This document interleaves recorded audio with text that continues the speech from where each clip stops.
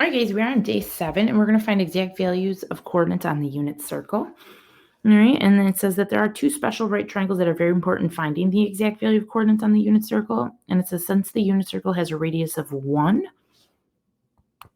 these special triangles have a hypotenuse of length 1. Okay, so in our when we draw our triangle in our quadrants, okay, like we did on day 6, we never had specific angles in there, all right? But there are two triangles that have specific angles, okay? So this triangle here has a 45 and a 45, and this triangle has 60 and 30, and those are the angles that have what they call exact value coordinates, all right?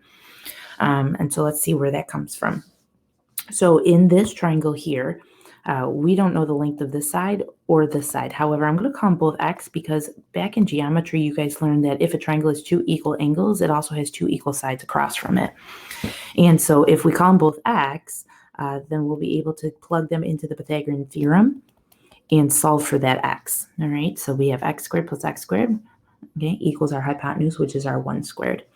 X squared plus x squared is 2x squared, and 1 squared is 1. Okay. If we go ahead and divide by 2, we end up with x squared equal to 1/2. And then when we take the square root of it, we end up with x is equal to the square root of 1 over the square root of 2. Okay. Square root of 1 is really just 1, and the square root of 2 would stay, except we know that we don't like irrational denominators, and so we would rationalize, and x would come out to equal the square root of 2 over 2. Okay? And so in our right triangle, where it has two angles of 45 and a 90, our sides are now 1 and the square root of 2 over 2. And the side would be the same. Okay, so keep that in mind. All right. In our second triangle, okay, we have to realize that this triangle comes from cutting an equilateral triangle in half. So let me show you where this triangle comes from. Okay. So this would be a 60, this would be a 90, this would be a 30. All right, that makes that an equilateral triangle. So because this side is 1 and all sides are the same, all angles are the same in an equilateral triangle, this would have a length of 1. And on the bottom here, this would have a length of 1. And since we're cutting it in half, the length of this side here is 1/2. Okay. And now when I go back, I'm going to erase the parts that I don't need so they don't complicate our picture. I'm going to go ahead and erase this here. And all of this, we don't need that. The only reason why we needed that was so that we could figure out the 1/2 on the bottom, since it's half of an equilateral triangle. Okay? And now we could go ahead and use the two sides into the Pythagorean theorem and solve for our remaining side. All right, so we'll have a squared plus b squared equals c squared. We just have to realize that 1 is our hypotenuse. It has to go in for c, and that our 1/2 can go in for a. And here we go. So 1/2 squared is 1/4 plus b squared equals 1 squared, which is 1. We'll take 1/4 away from 1, which is 3/4, and then we'll square root it. And we end up with b equals the square root of 3 over the square root of 4, which is really the square root of 3 over square root of 4 is perfect. It's just 2. And so this side ends up being the square root of 3 over 2. All right, and there is our sides in our 30, 60, 90 special right triangle. And you guys are going to see how we use them down below. Okay, so it says using the special right triangles above, find the exact value of the missing sides. So we already did that. Express your answers in simplest radical form with rational denominators if necessary. And so we already did that. Okay. It says it is important to realize that these exact values have decimal approximations and that these decimals need to be memorized with the fractions they go with in order to make finding exact coordinates a much easier process. All right. So in our calculator, square root of 2 over 2, which are the sides in that 45, 45, 90 special right triangle, square root of 2 divided by 2 in our calculator is about 0.707 ... Okay.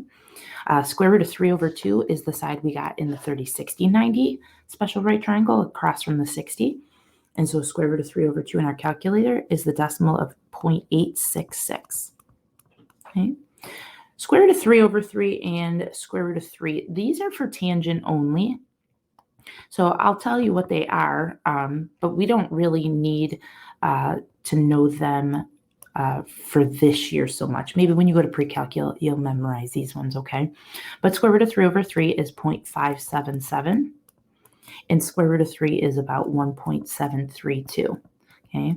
But we're going to mainly focus on these two, all right? We don't need to know those ones for this year, okay? So here we're going to go down, okay? And it says, using the above information, fill in the following table, okay? So I'm going to go ahead and real quick. All right, I guess I'll show you guys both ways, okay? So off to the side here, I'm going to go ahead and put our special right triangles that we had from up above, okay? This is our 45, 45, 90. And remember the sides were 1, and then we solved for these two sides, which ended up being the square root of 2 over 2. In our 30, 60, 90 special right triangle, we had our side of 60, or our angle of 60, our angle of 30, and our hypotenuse again was 1.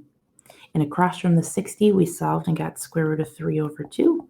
And across from the 30, we had that 1/2, because remember it was half of the side of the equilateral triangle. Okay. All right, so let's go ahead and fill in our tables. So we have sine of 30 degrees. So because it's 30 degrees, we're going to be using our triangle down here. We're reading from the 30-degree angle. And sine is known as opposite over hypotenuse. And so our opposite side, reading from the 30, would be our 1/2, divided by our hypotenuse, which is 1. And 1/2 divided by 1 is just 1/2. And real quick, if you want to check this in your calculator, you guys would just type in sine of 30 degrees, and out comes 0.5, which is the same thing as 1/2. So you guys can see where your calculator is getting that from now. Okay. All right, let's go ahead and continue on with sine. We'll do the whole sine column, okay, or row. And so sine of 45 degrees this time, we would have to use this triangle.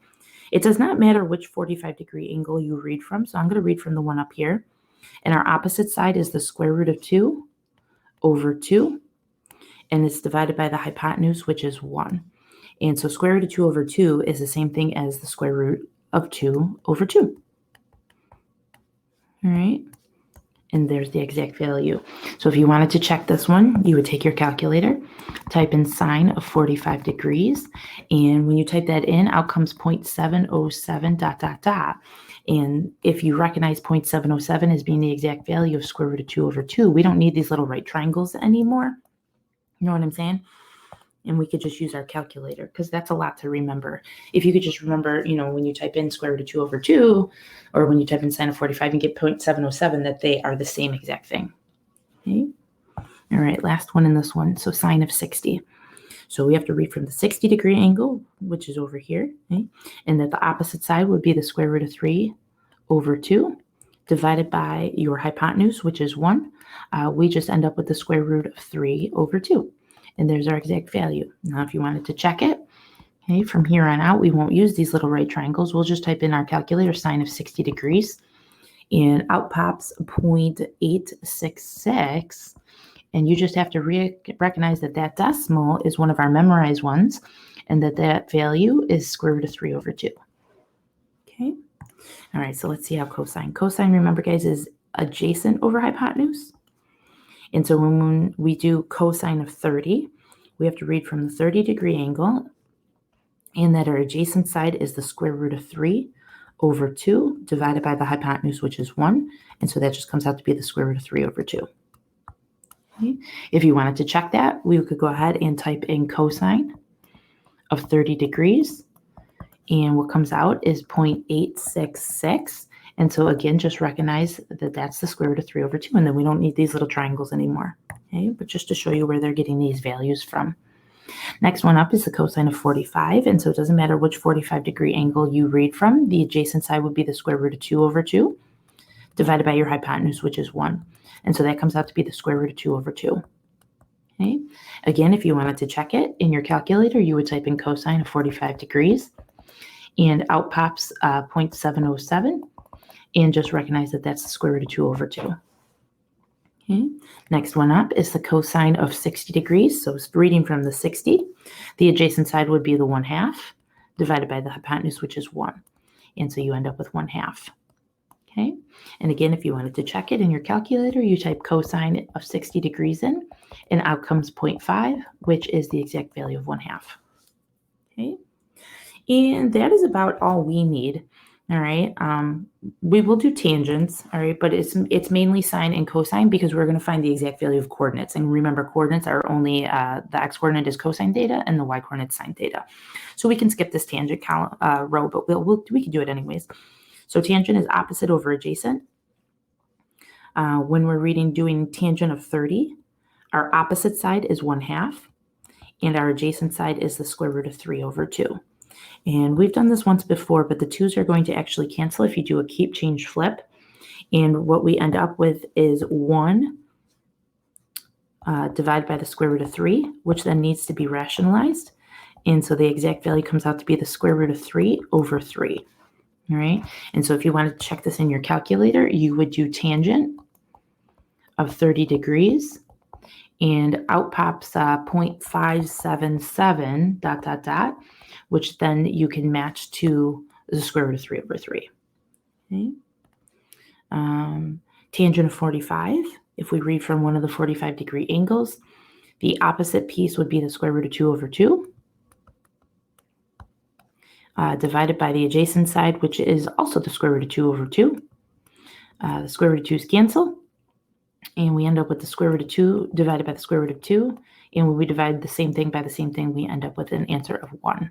Okay. And so if you, in your calculator, types in tangent of 45, that is the reason why when you hit enter, you get 1. Okay. And last one, tangent of 60. So again, reading from the 60-degree angle, your opposite piece would be the square root of 3 over 2, divided by your adjacent piece, which is 1/2. The 2's will cancel, and the square root of 3 over 1 is the same thing as the square root of 3. And so in your calculator, if you type in tangent of 60, it comes out to be 1.732, which is the exact value of the square root of 3. Okay. All right, guys. So basically just kind of memorize these decimals and know how to type it in for your coordinates. And we don't need these little triangles anymore. All right. But just to show you guys how they come into play on the unit circle, I'll show you on the next slide. All right.